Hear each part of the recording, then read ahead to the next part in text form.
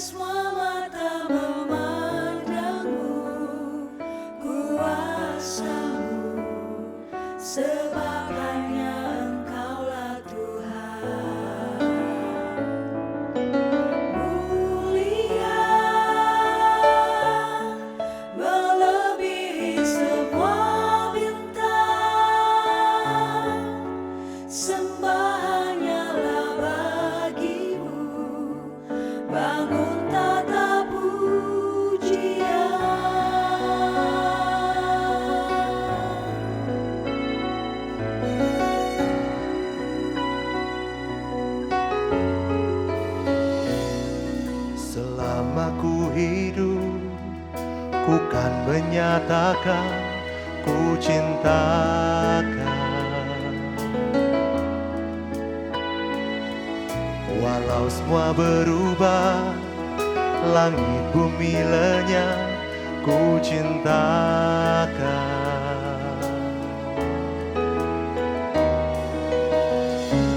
Di setiap lagu, dalam setiap doa, kami membangun tata pujian bagimu.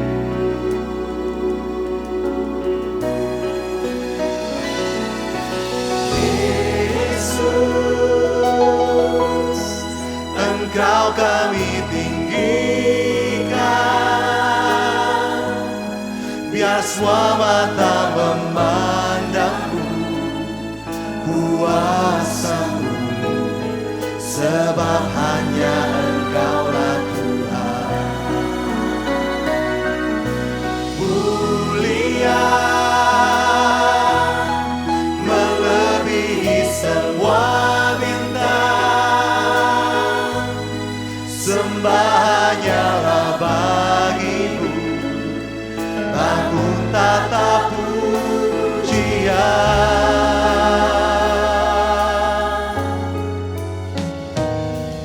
Kau Tuhan yang layak, terima segala pujian, kami sembahkan.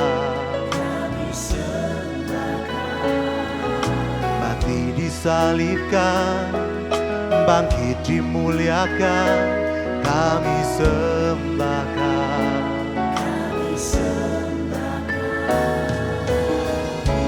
Di setiap lagu, dalam setiap doa, kami membangun tata pujian bagimu.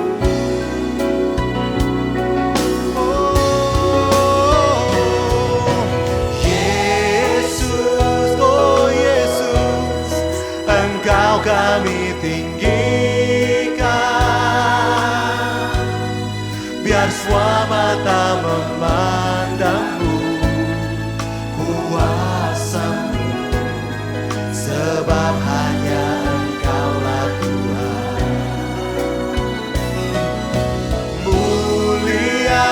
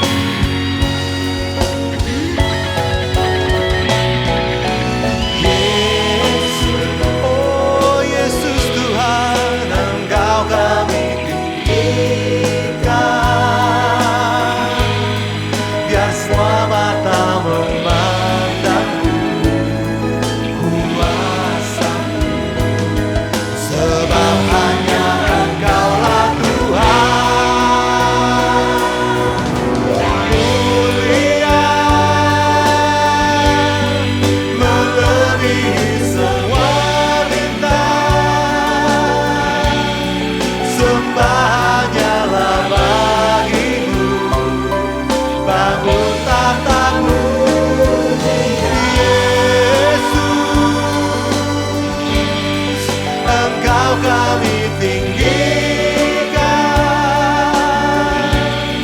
biar semua mata memandangmu, kuasamu, sebab hanya Engkaulah Tuhan. Mulia melebihi semua bintang, sembah hanyalah bagimu. Bangun tata pujian, bangun tata pujian,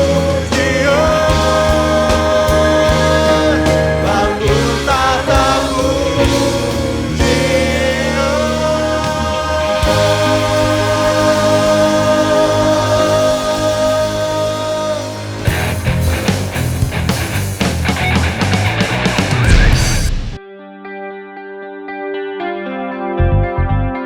Pemirsa, Yesus memikul bebanmu.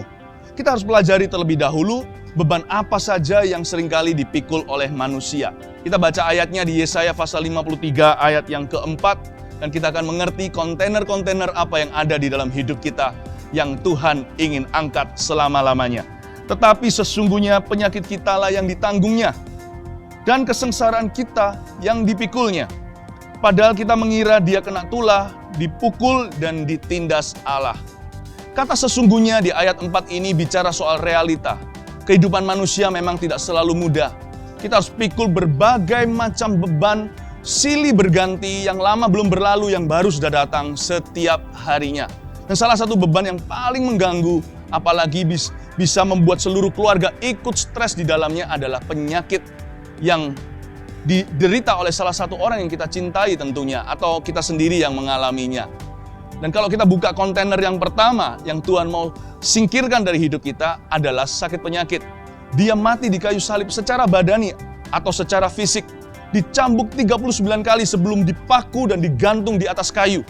Kenapa 39? Karena ke-40 biasanya orang yang paling kuat secara fisik sekalipun, mereka yang paling tegap pun, mereka pasti akan meninggal dunia. Dan Alkitab mengatakan bahwa Yesus tidak lagi rupa manusia. Dagingnya sudah tercabik-cabik oleh ujung paku dari cambuk orang Romawi. Dan juga wajahnya sudah dipukuli, diludahi, sudah tidak berbentuk, tidak dikenali lagi.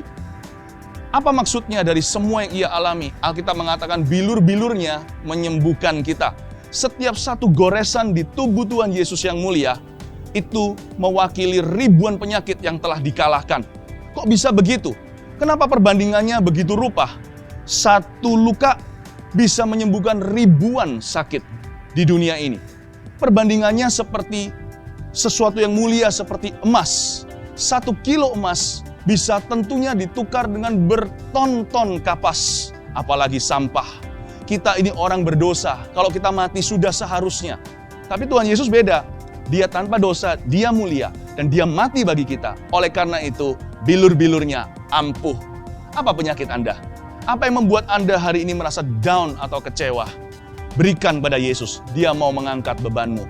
Yang berikutnya dikatakan dia memikul kesengsaraan kita. Kontainer kedua yang dibuka sama Tuhan, justru bukan penderitaan badani, tetapi stres atau beban berlebihan yang ditanggung oleh seseorang di dalam jiwanya. Entah karena perasaan bersalah dari masa lalu yang masih menghantui, atau masa kini yang belum menentu, apalagi masa depan yang tidak menjanjikan. Banyak orang dilanda kekhawatiran, dilanda rasa malu, pernah dikhianati, pernah ditinggalkan, dikecewakan. Tuhan tahu semua perasaan itu. Waktu di kayu salib, Tuhan Yesus berkata apa? Dia berteriak, padahal sakit sekali, sebagai orang yang digantung dengan paku kedua tangannya dan kedua kakinya.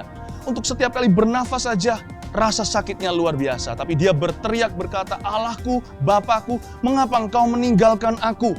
Jadi Tuhan tahu bagaimana rasanya ditolak orang, disalah mengerti, difitnah, bahkan diludahi, dikhianati oleh orang sendiri. Bahkan salah satu dari murid yang terbaik yaitu Yudas Iskariot. Sampai hari ini pun banyak orang yang masih belum mengerti Tuhan kita. Karena itu saya mau beritahu pada para pemirsa, engkau tidak sendiri dalam menghadapi semua ini. Anda tahu bahwa Tuhan mengerti. Dan Tuhan bisa angkat bebanmu itu. Jikalau Anda mau menyerahkan itu kepada Tuhan sekarang. Dan Tuhan akan gantikan dengan apa? Dengan damai sejahtera. Kalau kita bisa merasakan ketenangan di tengah-tengah badai, terobosan akan segera terjadi. Pemirsa, terimalah damai sejahtera. Terimalah mujizatmu. Yesus telah menyingkirkan bebanmu. Pemirsa, kira-kira apa lagi yang menjadi beban yang seringkali dipikul oleh manusia? Kontainer yang satu ini seringkali tidak disadari dalam kehidupan kita sampai kita meninggal dunia. Tapi kalau nanti kita baru mengerti setelah kita mati, terlambat sudah. Mari kita baca ayatnya, yaitu di ayat yang ke-5. Tetapi dia, yaitu Yesus, tertikam oleh karena pemberontakan manusia dan diremukkan oleh karena dosa kejahatan kita. Ganjaran yang mendatangkan keselamatan bagi kita ditimpakan kepadanya, dan oleh bilur-bilurnya kita menjadi sembuh. Dia memikul beban kita semuanya. Beban apa yang paling penting untuk kita berikan kepada Tuhan? Tidak lain adalah dosa pribadi kita. Kita bicara soal keselamatan, itu yang paling penting. Sekalipun Anda mengalami mujizat hari ini, suatu hari Anda dan saya tetap harus mati. Dan kemana kita pergi sesudah kita meninggal dunia? Ke sorga atau ke neraka? Sebab sorga itu ada, neraka juga. Alkitab mengatakannya. Kalau kita tidak pasti kemana kita pergi, buat apa kita peroleh seluruh dunia? Buat apa kita sembuh dari sakit kita? Toh suatu hari kita tua, kita tinggalkan segala sesuatu yang kita punya. Tuhan ingin sekali membuka kontainer yang satu ini, yang isinya dosa-dosa, kenajisan-kenajisan manusia. Dan tentunya seringkali dosa punya definisi tergantung orang sendiri yang menjalankannya. Ada orang yang berkata, aku nggak berdosa kok, yang penting aku tidak melakukan yang jahat pada orang lain. Ini hidup urusanku sendiri. Tapi lupakah Anda dan saya bahwa kita punya pencipta? Standar dosa tidak ditentukan oleh pendapat manusia, tetapi oleh firman Allah. Dosa apa yang dilakukan Adam dan Hawa? Mereka cuma petik dari pohon yang terlarang. Sebuah buah yang mereka rasa ini baik untuk mereka. Yang baik nggak tentu benar, pemirsa. Dan mungkin Anda sekarang bisa bersikeras dengan mau jalani hidup sesuai dengan cara Anda sendiri. Tapi bagaimana kalau suatu hari kita bertemu dengan Tuhan pencipta kita? Apakah Anda siap? Kalau Anda tidak siap, siapkan dirimu sekarang. Sebab Alkitab tidak membuat kita menebak-nebak apa yang akan terjadi. Semua begitu jelas lewat pengorbanan Tuhan Yesus. Bahwa Dia mengambil dosa kita, Dia memberikan keselamatan, ganti ganjaran yang Dia terima di atas kayu salib.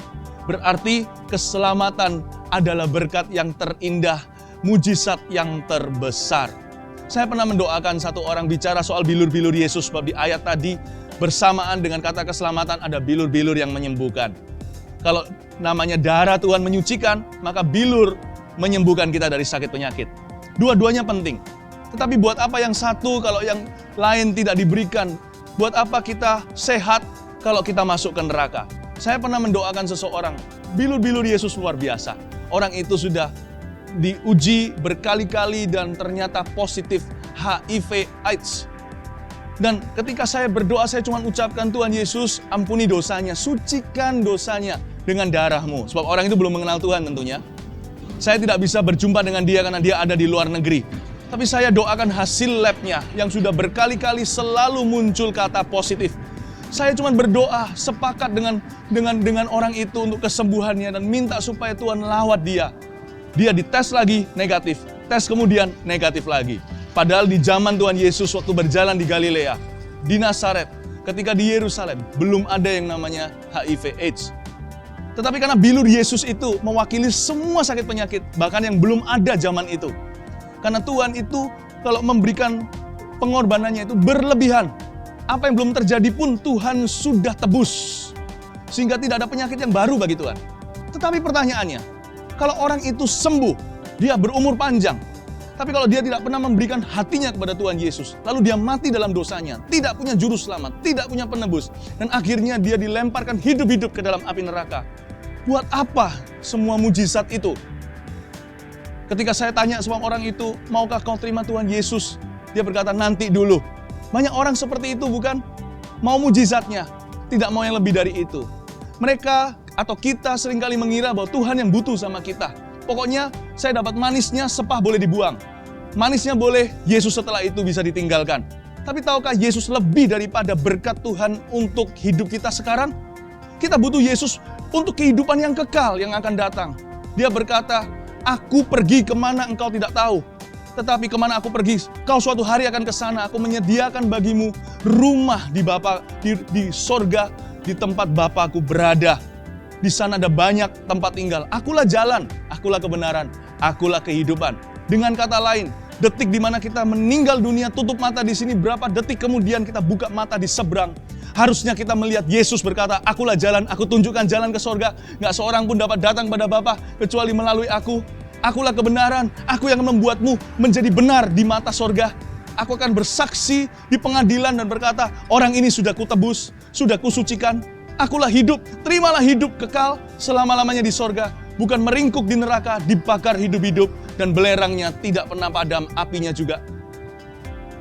Saya sedih sekali mendengar respon orang itu. Dia menerima mujizat yang tidak biasa, bukan? Pernahkah Anda mendengar orang yang HIV AIDS berkali-kali dites sudah positif? Dokter-dokter dalam negeri, luar negeri, semua berkata yang sama. Tiba-tiba berubah begitu aja oleh penumpangan tangan atas lembaran hasil laboratorium. Tuhan bisa bekerja dengan berbagai macam cara. Dia bisa bekerja lewat layar kaca juga sekarang. Tetapi saya ingin memohon kepadamu, pemirsa, berikan dirimu didamaikan dengan Allah sekarang juga. Keselamatan itu lebih penting dari semuanya. Semua ini akan kita tinggalkan. Kemana Anda akan pergi suatu hari kalau tanpa Yesus? Ketika Anda tutup mata di sini, buka di sana, siapa yang akan Anda lihat? Kalau bukan Tuhan, saya takutkan untuk kehidupan kekal Anda. Kemana Anda akan berakhir? Saya khawatir untuk Anda kalau Anda tidak punya seorang penebus yang telah mengangkat dosa Anda. Dia yang sempurna, tanpa dosa, menanggung setiap kesalahan Anda. Hanya Yesus yang pernah lakukan itu, yang bisa berikan itu kepada kita. Terimalah Tuhan dengan segenap hatimu. Engkau tidak akan pernah menyesal, bukan cuma di hidup ini, tapi yang akan datang. Anda pasti akan berbahagia selama-lamanya. Tahu keputusan ini adalah keputusan yang terbaik yang pernah Anda bikin dan buat di dalam hidup Anda dan saya yang sementara ini. Bapak ini mengalami selama 3 tahun sesak nafas untuk berjalan atau mengangkat kursi biasanya nggak bisa. Tapi ketika tadi dia datang di tempat ini lalu dia memilih untuk duduk di belakang karena di depan untuk suara sound dia nggak bisa. Tapi ketika suatu saat dia dijamah oleh Tuhan dan mengalami kesembuhan dan dia mengangkat kursi atau berjalan sekarang sudah nggak terjadi apa-apa. Luar biasa Tuhan. Puji Tuhan, kasih tepuk tangan untuk Tuhan Yesus. Mari silakan sini. Ulurkan tangan kita, ayo kita semua bangkit berdiri yuk. Haleluya, Tuhan terima kasih untuk setiap orang yang Tuhan jamah. There is no miracle, there is not significant. Tidak ada satu jamahan Tuhan yang tidak signifikan. Semuanya ya Tuhan untuk kemuliaan nama Tuhan. Berkati Bapak ini, ya Tuhan. Pun mulai hari ini sesak nafas enggak akan pernah kembali di dadanya. Tuhan bekerja di tubuhnya, Tuhan bekerja di hidupnya. Buat hati Bapak ini sungguh-sungguh ya Tuhan Yesus mengenal kasih-Mu mulai hari ini ya Tuhan. Hidupnya enggak pernah sama lagi. Terima kasih ya Tuhan Yesus. Demi nama Tuhan Yesus Kristus kami berdoa. 不是这个小弟弟，他的右眼睛呢是 lazy eye。来， Now he had a lazy eye on the right, I don't see lazy eye. Which one used to be a lazy eye? 右边的眼睛。 the right eye. Wow, you can also point to your own. You know yourself very well. 呀，你知道哈10岁的时候，他曾经动过手术。 ？At 4 he had a surgery. And then 刚才祷告之后呢，医生检验过后呢，完全好了，得着医治了。 After prayer and after the verification of the doctor, is completely healed. look, follow this, okay? 好，请跟着这个话筒。 Your eyes. 我不会看到他的眼睛，怎么样？OK 吗？ Yes, fine, very good. Yes. Come on, don't you love Jesus? Don't you love Jesus? Ah, Don't yes, you love Tuhan. Jesus? Ah, yes, Tuhan. Don't you love Ah, yes, Jesus? Tuhan. Don't you love Jesus? Yesus mengangkat beban setiap pemirsa dan saya yakin atas setiap kata-kata itu. Saya tahu sekarang juga Tuhan akan menyatakan kuasa-Nya. Anda bisa ikut dengan saya berdoa untuk menerima kuasa Yesus. Gampang sekali. Cukup mengulurkan tangan Anda ke depan, ke layar televisi Anda, dan hati Anda cukup percaya, maka sesuatu akan terjadi. Mari ulurkan tangan ke depan seperti ini. Mari kita berdoa dan memanggil nama Tuhan. Tuhan Yesus, Engkau baik. Kasih-Mu tak pernah berubah. Kuasa-Mu tak pernah berubah juga. Engkau hadir dan memandang melihat setiap pemirsa yang sekarang menaruh pengharapannya kepadamu. Tuhan tidak akan kecewakan. Tuhan sayang setiap orang apapun latar belakangnya, apapun yang telah ia perbuat atau yang belum dia lakukan. Tuhan, Engkau mencintai setiap jiwa. Sekarang Tuhan jamah, bilur-bilur Yesus menyembuhkan setiap sakit penyakit. Dan Tuhan angkat, ampuni setiap dosa. Ya, ampuni setiap dosa ya Tuhan. Di dalam nama Tuhan Yesus Kristus ya Tuhan. Dan setiap beban di dalam jiwa mereka Kau angkat menjadi ringan. Tuhan tadi barusan menunjukkan kepada saya orang-orang yang sakit kelamin. Mereka yang menderita penyakit yang demikian disembuhkan Tuhan di episode yang kali ini. Sekarang juga Anda merasakan sesuatu di tubuh Anda. Penyakit Anda lenyap di dalam nama Tuhan Yesus. Dan Anda cukup berkata dengan segenap hati. Keluarkan di mulut Anda kata-kata begini. Yesus, ampuni dosaku. Ampuni kesalahanku. Cukup itu. Katakan lagi. Yesus, ampuni saya. Tuhan Yesus, ampuni aku. Dan juga Tuhan memberitahu kepada saya penyakit herpes dilenyapkan. Detik ini juga di dalam nama Tuhan Yesus Kristus. Hai penyakit, pergi dari tubuh orang itu di dalam nama Yesus Kristus. Now, go. Dalam nama Tuhan Yesus. Terima kasih ya Tuhan. Dan ada seorang wanita yang masih sangat muda. Dia baru diputus pacarnya. Tetapi Anda tidak terima karena Anda sudah menyerahkan, memberikan keperawanan Anda kepadanya. Anda bukan orang Kristen. Anda kebetulan menyalakan televisi dan melihat program ini. Tidak kebetulan Anda menyaksikan saya. Tuhan sudah atur dan rancangkan semua sebelum Anda mengerti ini apa.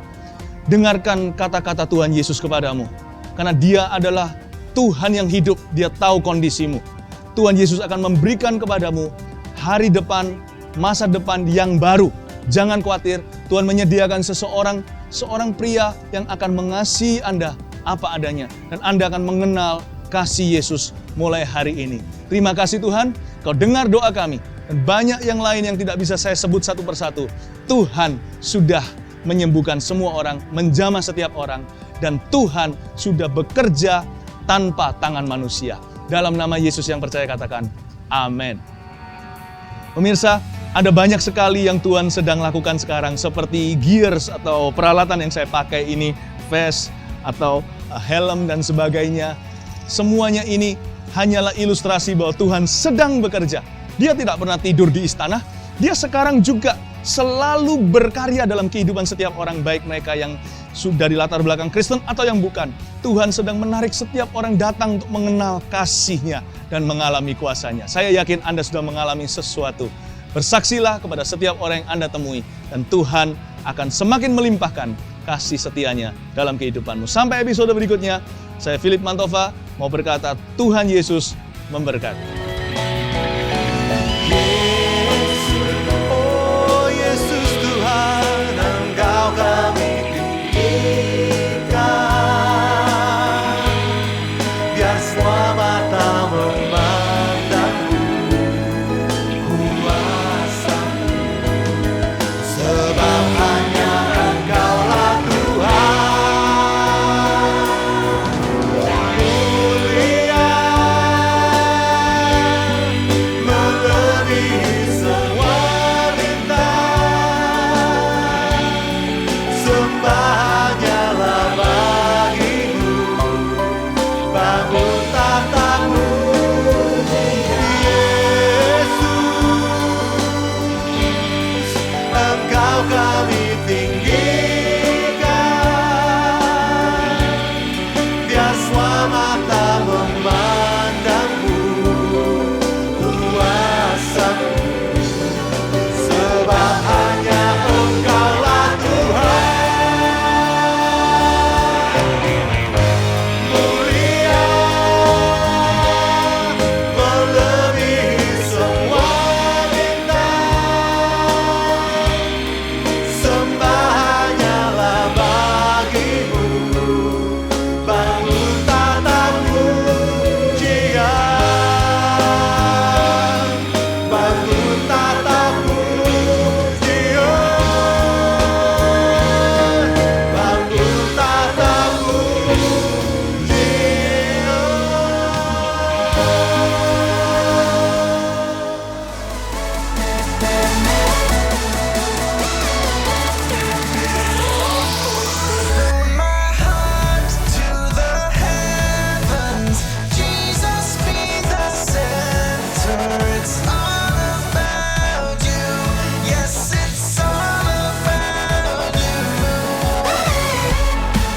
Acara ini akan diselenggarakan pada tanggal 12 April 2013 di Convention Hall Grand City, Surabaya jam 8 malam. Tiket dapat dibeli di Saudari Iin di nomor telepon 031 8100 0717 atau 083 831 201 753.